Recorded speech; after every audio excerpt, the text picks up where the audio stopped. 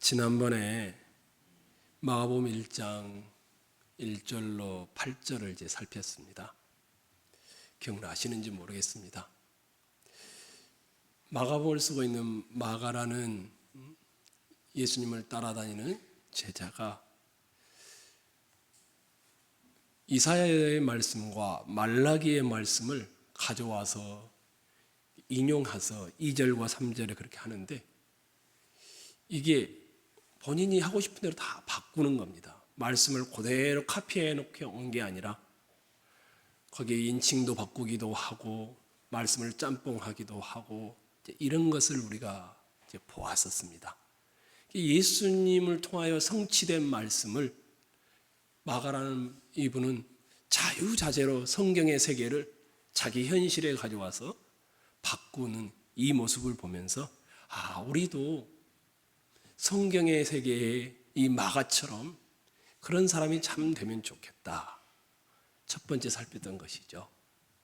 두 번째는 이 마가는 너무너무 특별한 것 같습니다.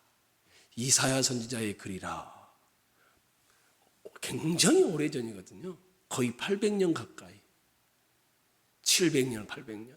말라기 선지자는 최소한 400년 전에 예언했던 말씀들인데, 그것이 성취된 것을 보면서 이사야 선지자의 글, 말라기 선지자의 글을 인용하면서 주님이 이제 오시는데 그 주님이 오시는 길을 준비하는 세례 요한을 소개합니다. 신앙인의 가장 큰 특징은 오랜 기다림이구나. 400년을 기다렸다가 이렇게 주님이 오셨다. 이 길을 준비하는 사람이 신엘리야인 세례 요한이다. 이렇게 소개를 하고 있는 것이었습니다. 하나님이 내 인생을 통치하고 있다. 내 인생은 나 혼자 사는 것이 아니고 하나님의 손에 붙들려 있다. 이것을 아는 사람은, 하나님의 주권을 인정하는 사람은 오래 기다릴 줄 아는 그런 사람이 된다. 세 번째는 세례 요한이 왔어요. 근데 이 세례 요한을 소개하는데 얼마나 특징적인지 모릅니다. 복장이 어떻습니까? 기억나시나요? 세례 요한을 소개하는데 세례 요한의 복장, 세례 요한의 음식, 세례 요한의 메시지, 그냥 복장이 뭡니까? 여러분 한번 봐보실래요? 복장이 맞습니다. 털 옷을 입고 허리에 가죽띠를 띠고. 음식은 뭡니까? 메뚜기와 석청. 메시지는 뭡니까? 회개의 메시지. 세례 요한은 가장 단순한 삶을 살아요. 이 옷을 통해서도 딱 보면 옛날에 엘리야가 생각나는 거예요. 음식도 가장 기본적인 거예요. 화려하게 먹지를 않아요. 우리식으로 하면 반찬 한 가지나 두 가지, 이것만 먹고 살아요. 메시지도 축복합니다 이런 메시지가 없어요. 회개해라, 주님이 이제 오신다, 이게. 그 다음에 메시지를 전하는 장소가 예루살렘의 큰 도시였습니까? 아닙니다. 광야에서. 근데 어떤 일이 벌어진 줄 아십니까? 온 유대와 예루살렘과 사방에서 이 세례 요한의 메시지를 듣고 싶어서 찾아옵니다. 그리고 회개의 세례를 받습니다. 우리가 여기서 하나 배웠던 것이 있죠. 말을 잘한다고 해서 영향력이 있는 것이 아니구나.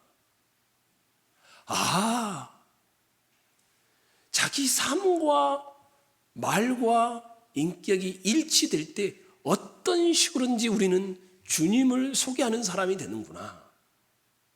이제 이것을 우리는 보았습니다. 그러면서 혹시 기억나나요? 키에르케고로가 이런 말을 했다고 했죠. 교회를 다니는 성도와 세상이 하나가 되는 순간 그 교회는 생명력이 끝난 것이다.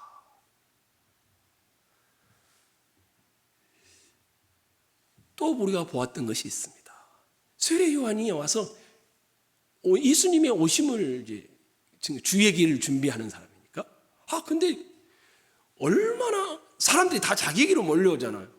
근데 뭐라고 하냐면 자기는 자기 뒤에 오실 주님의 무엇을 풀기도 감당치 못할 사람이라고 합니까? 신발의 끈을 풀어주는 일도 할 수 없을 만큼 미천한 사람이라고 합니다. 신발의 끈, 그 당시에 가장 천한 종도 하지 않았던 그만큼 미천한 사람이다라고 자기를 소개하는 거예요. 그러면서 사람들이 다 자기에게 오는데 누구를 보게 하냐면 오실 예수님을 보게 합니다. 그래서 우리가 여기서 배웠던 것이 있죠. 세례 요한의 인생은 뭐였다? 징검다리 인생이었다. 세례 요한을 딱 보면 세례 요한에 멈추는 것이 아니라 예수님을 만나도록 연결시켜주는 그런 징검다리 인생이었다. 여러분들도 그런 귀한 분들이 되시기를 주의 이름으로 축원합니다. 오늘은 예수님이 그렇게 세례 요한의 소개를 받았는데 첫 일이 뭐냐면 세례 요한에게 요단 강가에 가서, 광야에 있는 요단 강가에 가서 물 세례를 받는 장면이 소개되어 있습니다. 9절로 11절, 이번에는 여러분의 목소리로 한번 읽어보시면 좋겠습니다. 9절로 11절입니다. 시작.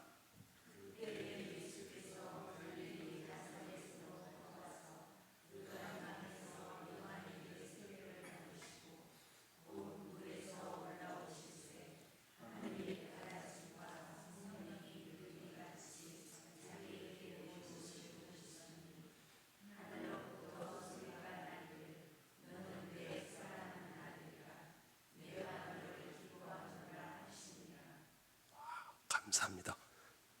그 내용은 예수님이 어디서부터요? 나사렛이라는 마을로부터 요단 강가에 와서 세례를 받아요. 근데 세례를 받으시고 물에서 싹 올라오는데 뭐가 일어납니까? 하늘이 갈라지고 성령이 뭐처럼 비둘기같이 예수님에게 딱 내려오는 거예요. 그걸로 끝났으면 좋은데 그 다음에 또 하늘에서 소리가 나요. 무슨 소리입니까? 너는 내 사랑하는 아들이라 내가 너를 기뻐하노라. 자, 물에서 올라오는 게 누가 있었습니까? 누굽니까? 예수님이 있어요. 물에서 세례를 받고 올라오신 예수님이 있어요. 그 다음에 무엇이 비둘기처럼 하늘에서 내려옵니까? 성령이 있어요. 그 다음에 하늘부터 소리가 나요. 너는 내 사랑하는 아들이라 내가 기뻐. 누가 말하는 목소리입니까? 하나님. 누구가 나옵니까? 성령 하나님, 성자 예수님, 또 아버지 하나님. 이 세 사람, 세 분이 나와요. 자,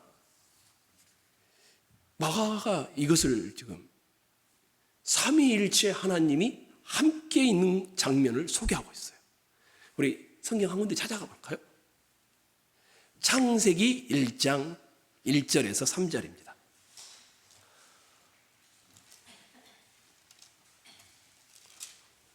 창세기 1장 1절에서 3절입니다.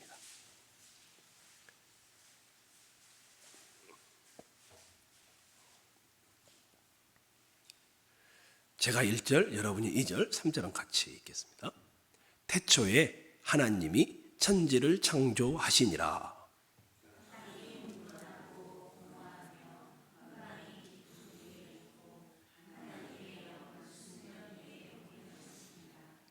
하나님이 이르시되 빛이 있으라 하시니 빛이 있었고. 자, 이것은 하나님이 지금 뭘 하고 있는 장면이니까 세상을 창조하는 장면이에요. 그런데 하나님이 천지를 창조하시니라. 아버지 하나님이. 근데 2절에 봐보세요. 뭐라고 합니까? 땅이 혼돈하고 공허하고 흑암이 깊음 위에 있고 그 다음에 무슨 영이? 하나님의 영, 성령 하나님이죠. 수면 위에 운행하시니라. 여기 운행이란 말은 무슨 말이냐면 활 날아다닌다 이런 말입니다. 쉽게 표현하면 땅이 혼돈하고 공허하며 흑암의 기쁨이 있게 하나님의 영은 비둘기처럼 수면 위를 훨훨 날아다닌다. 그런 말을 하고 있습니다. 그리고 3절 봐보십시오. 하나님이 그 다음에 뭐라고 되어 있습니까? 이르시되, 하나님이 말씀하시되, 말씀이 곧 하나님이시니라. 성자 예수님이 세상을 창조하는데 아버지 하나님과 성령 하나님과 성자 하나님이 창조 사역을 함께 해요. 그래서 나중에 여러분이 창세기 끝을 보면 우리의 형상을, 아버지의 형상이 아니에요. 성령의 형상도 아니고 우리의 형상을 따라 우리의 모양대로 창조된 사람들, 이런 표현을 써요. 그러면 여러분이 조금 마가가 지금 어떤 생각을 하고 있는지 이해되시겠어요? 지금 마가는 창조할 때 성부 하나님, 성자 하나님, 성령 하나님이 세상을 창조했어요. 그런데 세상을 구원할 때도 또 누가 나옵니까? 성부 하나님, 성자 하나님, 성령 하나님이 나와요. 삼위일체 하나님이 세상을 창조할 때만 참여한 것이 아니라, 함께한 것이 아니라 세상을 구원하는 일에도 함께 하고 있음을 아주 명확하게 마가가 인지하고 기억하고 믿고 이것을 쓰고 있는 거예요. 조금 더 직접적으로 말하면 마가라는 이 사람은 창세기 1장부터 3장을 다 기억해 두고는 그 순서를 따라 지금 마가복음 1장 여러분이 읽은 9절에서 11절의 내용을 기록하고 있는 것입니다. 예수님의 이 세례식에도 삼위일체 하나님이 참여하고 있습니다. 아버지 하나님은 하늘로부터 소리가 나기를 너는 내 사랑하는 아들이라 내가 너를 기뻐하노라. 아들 예수님은 그때의 예수께서 요단강에서 요한에게 세례를 받으시고 성령은 곧 물에서 올라오실 새 하늘의 갈라짐과 성령이 비둘기같이 자기에게 내려오심을 보시더니 비둘기처럼 훨훨 날아다니시면서 내려오시는 분으로 묘사해 놓았습니다. 마가는 의도적으로 태초의 천지 창조의 과정을 떠올리게 만들고 있습니다. 처음 세상을 창조하신 것이 아버지 하나님인 성부 하나님, 성자 하나님, 성령 하나님의 프로젝트였다면 진짜 왕이신 예수님이 와서 드디어 대관식을 하면서 이제 공적인 사역을 시작할 때에도 진정한 왕의 오심도 삼위일체 하나님의 프로젝트였음을 마가는 공경하게 선포하고 있는 것입니다. 마가는 예수님의 세례식 장면에서 삼위의 모두를 언급합니다. 창조와 구속이 삼위일체 하나님의 작품이다. 이 사실이 선포하고 있는 것입니다. 근데 그러면 목사님 좋습니다. 그렇게 성경을 볼 수도 있겠네요. 근데 왜 그렇게 우리가 그것을 중요하게 여겨야 됩니까? 삼일체 교리를 아시죠? 근데 헷갈리시죠? 저도 이해하기가 힘드니까 이해가 안 되죠. 한 분 하나님이시면서 새 윗격으로 영원히 존재하신, 이게 삼일체 교리입니다. 새 신이 조화롭게 일한다고 생각하는 사람들도 있어요. 근데 아닙니다. 또 한 분이 어떤 때는 아버지로, 어떤 때는 과장님으로, 어떤 때는 아빠로, 이런 것도 아닙니다. 이거는 정말 이해하기가 어려워요. 한 분 하나님이 계시는데 서로 알고 서로 사랑하고 서로가 아껴주는 삼위로 이루어졌다. 이 정도로만 제가 이해가 되어집니다. 셋이면서 하나이고 하나이면서 셋이다. 인간의 언어로는 설명할 길이 없습니다. 근데 제가 여러분과 보고 싶은 것은 이런 삼위일체 교리가 아닙니다. 예수님이 물에서 올라오시자 아버지 하나님께서 그를 사랑의 말씀으로 입혀주죠. 뭐라고 합니까? 제가 여기서 힌트를 얻었어요. 너는 내 사랑하는 아들이라. 내가 너를 기뻐하노라. 성부 하나님이 입가에 웃음이 가득해가지고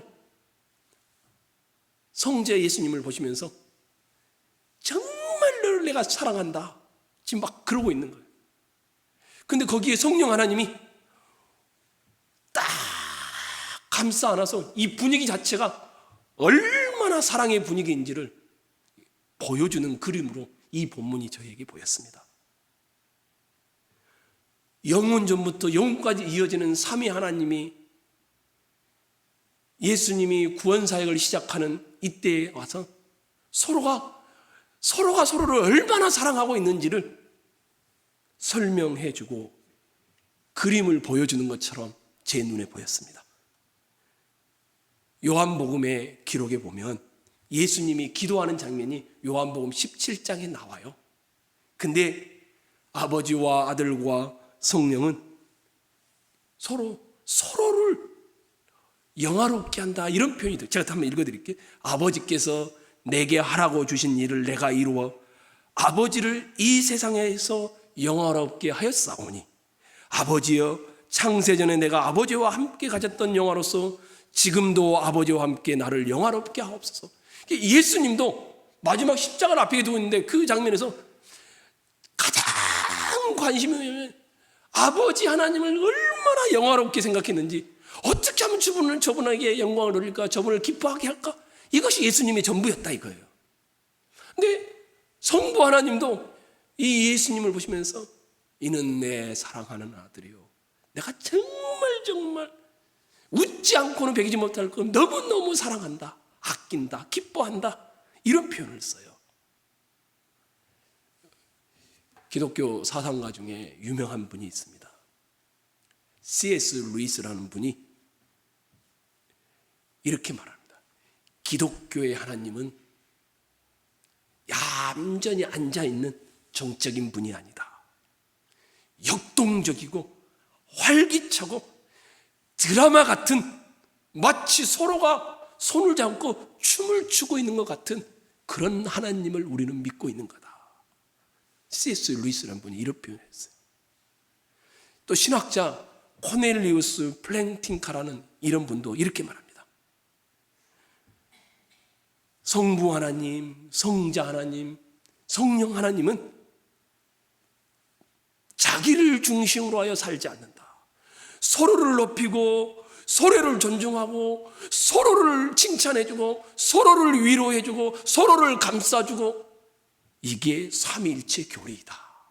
이렇게 말을 했어요. 제가 왜 이런 이야기를 꺼낼까요? 한번 상상을 해보세요. 성부 하나님과 성자 하나님과 성령 하나님이 자기를 생각지 않아요. 항상 상대편만 생각하고 있어요. 너는 내 사랑하는 아들이요 내가 너를 기뻐한다. 성령으로 쫙 감싸 안아버리고 이제 구속의 사역을 시작하실 예수님을 들어 높여주고 있는 이 장면을 보면서 정말 사랑하고 아름다움은 뭐냐면 다른 사람이 나를 보고 칭찬해 주는 게 아니구나, 나에게 도움이 되니까 내가 너를 섬기겠다 이런 게 아니구나. 진짜로 섬긴다라는 것은 뭐냐면 그가 정말 잘 됐으면 좋겠다, 정말 행복했으면 좋겠다. 그래서 기뻐하고 존중해주고 섬기고 높여주고 영화롭게 하는, 저는 이 마음이 이 본문에서 보게 되었습니다. 이 말은 여러분과 제가 다른 사람을 마음으로는 안 그러는데 그냥 높여줘야 되고 섬겨야 되니까 꾹 참고 있는 그런 말을 합니다. 그래서 다른 사람이 자기 속도 모르고 정말 배려심이 있겠군요, 이런 사람을 말하는 것이 아닙니다. 삼위 하나님은 속은 이놈들이 나를 다 섬겼으면 좋겠는데 성자 하나님도 성령 하나님도 그게 아니었습니다. 자기를 중심으로 돌아가 주기를 바라지 않습니다. 항상 주인공은 내가 아니라 너다. 서로가 그렇게 하고 있는 겁니다. 이것이 삼위일체 하나님의 사랑의 교리입니다. 아버지와 아들과 성령은 서로 상대방을 중심으로 돌아갑니다. 자기를 칭찬하지 않고 상대방을 찬양하고 높입니다. 서로에게 찬양과 사랑을 아낌없이 주기 때문에 삼위일체 하나님은 그냥 그 자체로 지극히 행복한 것입니다. 생각해 보십시오 한번. 여러분이 너무나도 존경하고 무엇이든지 해주고 싶은 그런 대상에게 그 사람도 여러분에게 똑같은 마음을 품고 있다면 어떨 것 같습니까? 아무것도 안 해줘도 아마 행복할 겁니다. 여러분 자식들이 그렇죠? 여러분 목숨이라도 내주고 싶은 그 자식들에게 그 자식이 여러분을 부모님을 위해서라면 내가 목숨도 내놓겠다. 나 그렇게 부모님을 존경하고 사랑한다. 그러면 어떨 것 같습니까? 아마 자식이 아무것도 안 해줘도 그 마음만으로도 이미 기쁘고 이미 행복하고 이미 만족할 것입니다.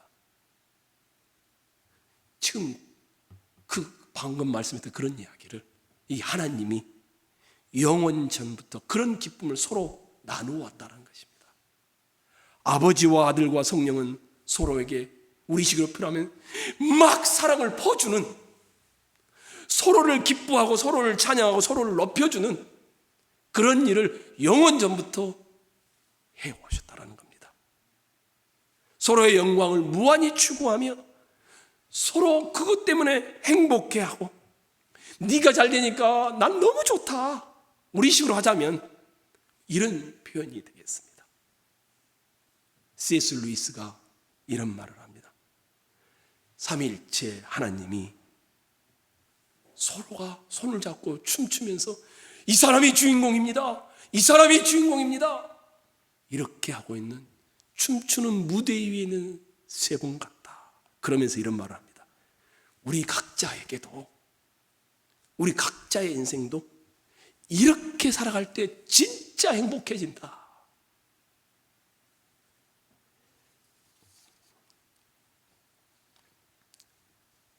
사랑하는 성도 여러분, 자기 중심적인 삶은 역동적일 수가 없습니다. 자기 중심의 사람은요, 자기가 중심이 되고 만물이 자기 주위를 돌아주기를 바라는 사람은 남을 돕고 친구를 사귀고 사랑에 빠지는 것조차도 어디까지나 자기의 필요를 채우기 위한 수단에 불과한 것입니다. 심지어 가난한 사람에게 궁유를 베푸는 것조차도 자기 중심적인 사람은 그것도 자기를 위한 궁유를 베푸는 것에 불과합니다. 시간이나 돈에 여유가 있을 때만 베풀고, 베푸는 목적도 남을 위해서가 아니라 스스로 뿌듯한 기분을 느끼기 위해서라면 그거는 자기가 지금 자기를 섬기고 있는 것이 됩니다. 자기 중심적인 사람은 모든 사람에게 잘해줄 수 있습니다. 무엇든지 잘할 수도 있습니다. 근데 그 목적은 자기가 칭찬받고 좋은 기분을 느끼고자 하는 수단에 불과한 것이 됩니다. 남들의 유익보다는 이 목적이 언제나 우선입니다. 남들과 즐기고 이야기 나누지만 결국은 모든 것이 자기를 중심으로 돌아가기를 원합니다. 안 돼! 내가 중심이야! 만약에 모두가 다 그렇게 말한다고 한번 생각해 보십시오. 이 무대 위에 여러분이 와서 있는데 다들 서로가 중심에 서겠다라고 한번 생각을 해 보십시오. 그러면 이 무대는 난장판이 되고 말 것입니다. 삼위일체 하나님은 그러지 않았습니다. 아버지와 아들과 성령은 이기주의와는 거리가 멀었습니다. 서로에게 자기를 내어주는 사랑, 가장 행복한 사랑을 펼치는 것이었습니다.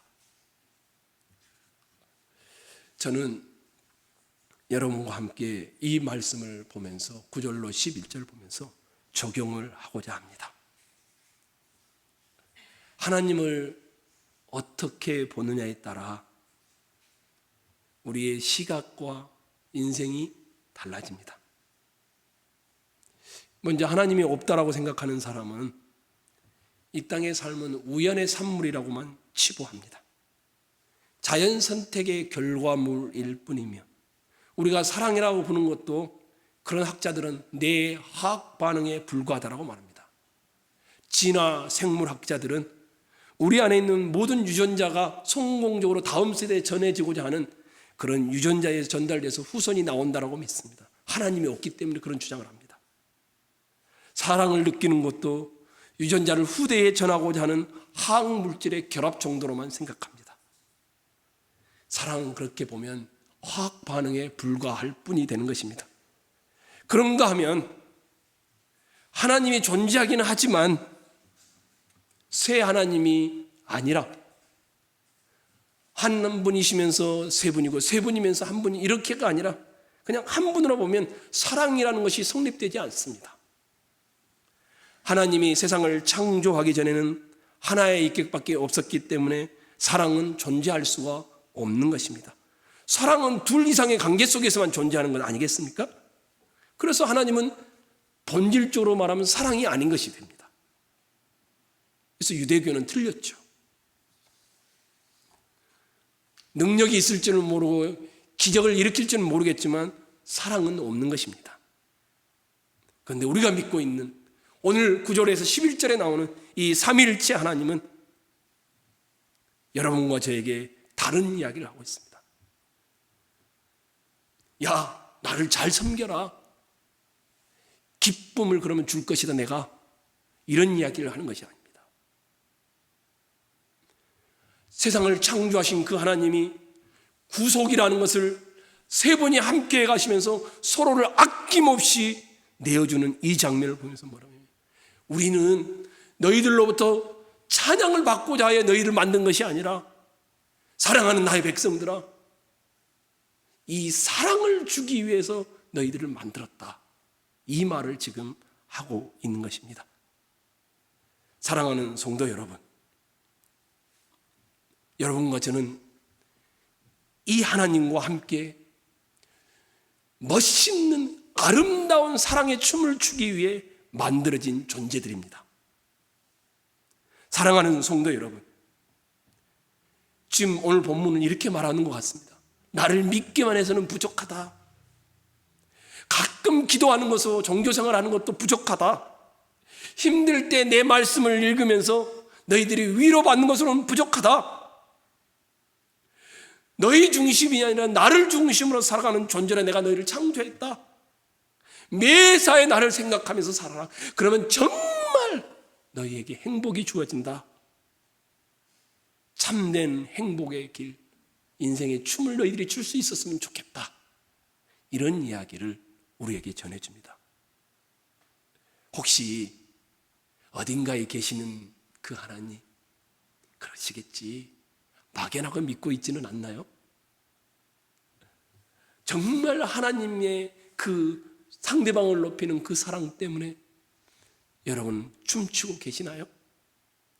아니면 가끔 힘들 때 기도하면 마음의 위로가 되는 그 정도의 하나님이신가요? 하나님은 여러분이 이 지극한 하나님의 사랑을 받음으로 춤을 추며 사시기를 원하고 있습니다. 우리 모두가 그 하나님의 춤세계 안으로 들어가서 상대방을 지극히 높이고 찬양하며 행복해하고, 그래서 우리도 행복해지는 그런 춤의 사람들이 되었으면 참 좋겠습니다. 그런데 12절로 13절을 한번 봐주십시오. 이것을 방해하는 것이 있죠. 12절 13절 한번 읽을까요? 시작.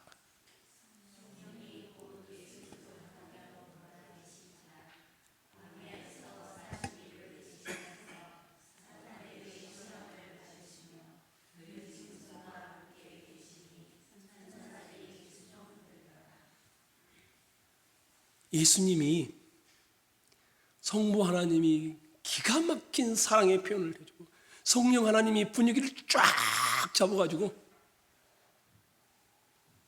뗄래야 뗄 수 없는 춤을 추는데, 이 사랑하는 현실은, 예수님이 살아내야 하는 현실은 뭐였습니까? 광야로 몰아내신지라. 광야에서 40일을 계시면서 사단에게 시험을 받으시며 들짐승과 함께 계시니 천사들이 수종들더라. 하나님과 깊은 교제를 누리면 거기서 정말 행복이 주어지는데 우리의 현실은 사단과의 싸움이라고 말하고 있죠. 전투단다. 춤을 추고 싶은데 이것을 방해하는 것이 뭡니까? 사단의 우리를 향한 유혹입니다. 마가는 이것을 자기 아이디어가 아닙니다. 창세기 1장과 2장은 창조의 이야기인데 3장은 무슨 이야기입니까? 창세기 3장은 사단이 뱀처럼 과장하고 와서 아담과 하와를 꼬시는 장면이죠. 그대로 좀 가져왔습니다. 광야로 몰아냈는데 예수님이 첫 번째 대하는 것이 누구냐면 사단과의 직면에서 유혹을 받는 장면을, 이게 마가는 구약성경 창세기 1장에서 3장을 다 이해하고는 그대로 가져와서 예수님의 생애를 소개하는 겁니다. 첫 번째 사람이었던 아담은 하나님의 그 아름다운 부요함을 가지고 있었는데 사단의 유혹에 이 전투에서 그만 두 번째 아담이신 예수님은 이 사랑의 춤을 못 추게 하는 이 전투를 어떻게 수행하는지를 여러분과 저도 보게 하고 있는 것입니다. 마가복음을 보십시오. 예수님이 세례를 받으시고 물에서 올라오셨고 성령은 비둘기같이 내려오셨으며 하나님은 말씀하셨습니다. 똑같은 창세기의 패턴과 같이 이루어집니다. 하와에게 그러했듯이 사단이 광야에서 예수님을 유혹합니다. 여기서 우리는 마가의 단의 선택이 하나에 주목해야 될 것이 하나 있습니다. 여러분이 한번 봤으면 좋겠습니다. 13절 한번 봐보십시오. 마가복음 1장 13절 보셨나요? 한번 여러분이 읽어주시면 좋겠습니다. 13절 시작.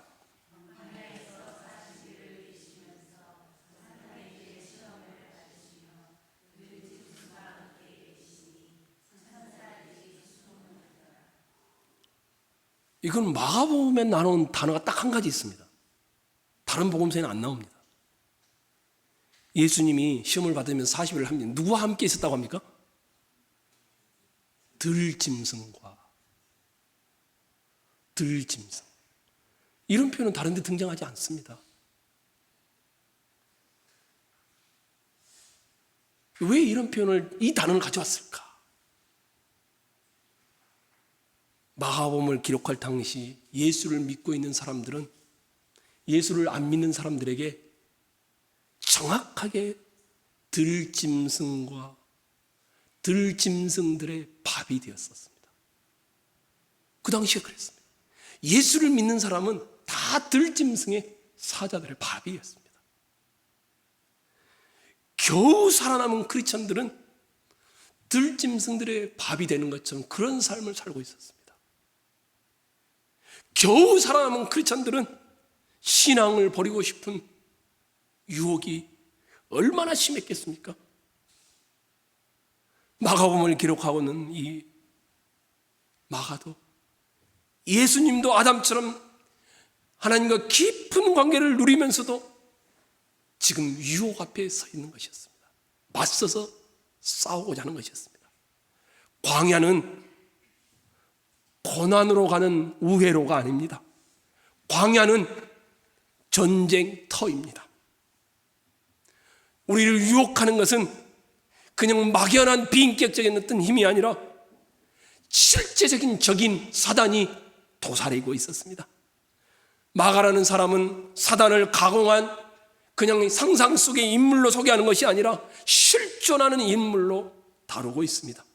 귀신은 물론이고 초자연적인 존재를 인정하지 않는 현대인들에게는 귀에 거슬린 말일지 모르겠지만 원시 사회에서나 있을 법한 일이라고 의인화시켜서 문학적인 표현으로 이해할지 모르겠지만 마가는 그렇지 않습니다.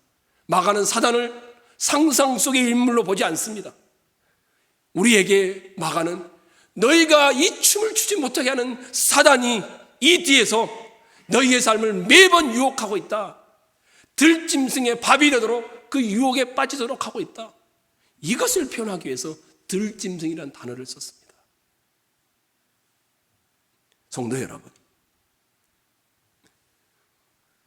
우리는 이 세상에서 들짐승과 같은 모습으로 취급되어지고 살아가게 되어질 것입니다. 그리고 가능하면 들짐승의 자리에서 벗어나도록 하는 유혹들이 우리에게 올 것입니다. 조금만 포기하면, 조금만 눈 감아버리면, 조금만 신앙적이 안 되면 얼마든지 좋은 대우 받으면서 살아가도록 그런 유혹을 받습니다. 예수님도 그 유혹을 받았고요. 제가 길게 설명하지 않지만 마태복음에 가면 예수님이 유혹받았던 것이 다 그럽니다. 다 그런 내용입니다.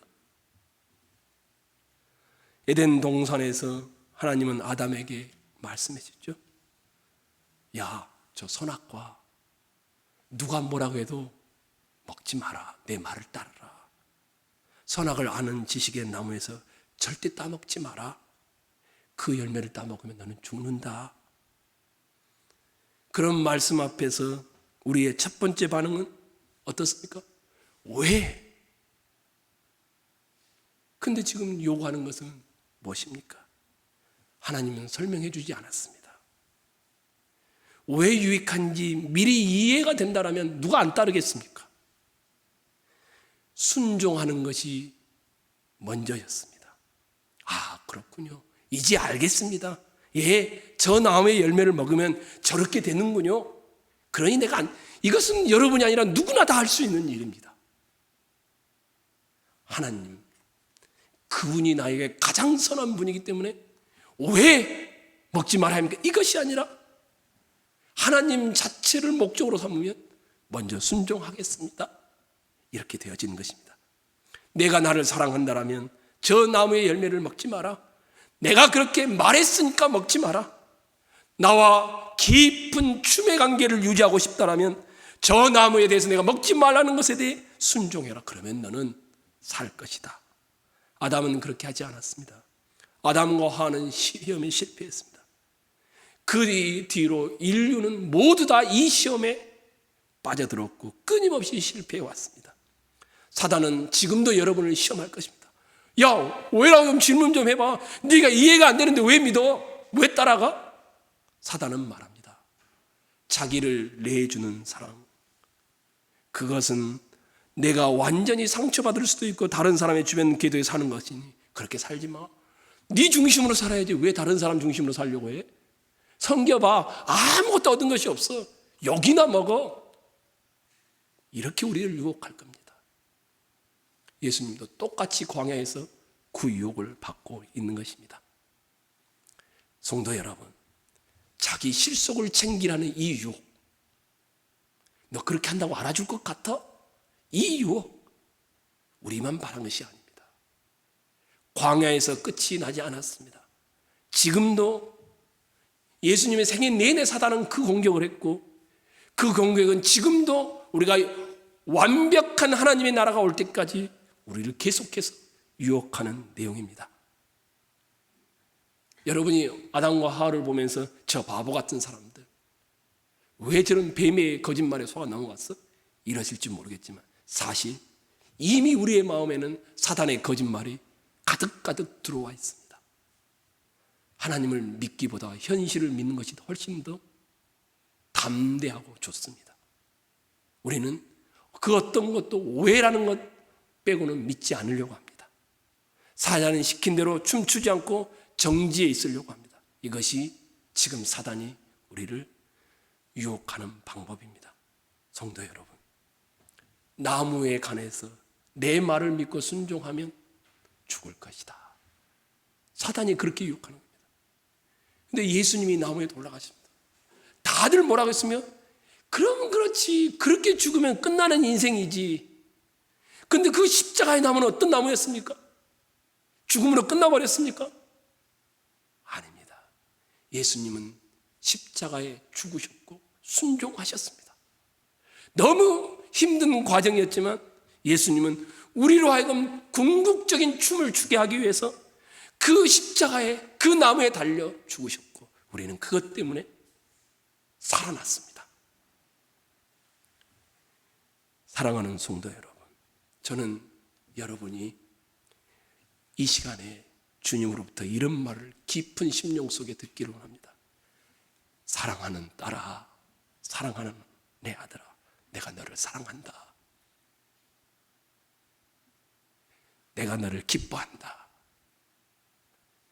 십자가를 통하여 그 나무에 달리심으로 순종함으로 여러분을 살려놓았으니 지금 마가가 세례를 받으시고 올라오는 그 장면에 너는 내 사랑하는 아들이고 내가 너를 기뻐한다. 이 말은 지금 우리에게 하고 있는 것입니다.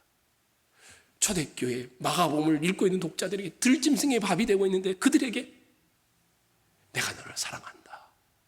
나는 너를 기뻐한다. 힘내라. 여러분과 제가 이 하나님과의 영원한 춤을 예수님을 통하여 하게 되었으니 얼마나 기쁩니까? 유혹과 싸움의 현장이지만 이 목소리를 듣고 이 문 밖을 나가 또 주일까지 싸우시다가 우리 함께 만나기를 주의 이름으로 축원합니다. 함께 기도하겠습니다.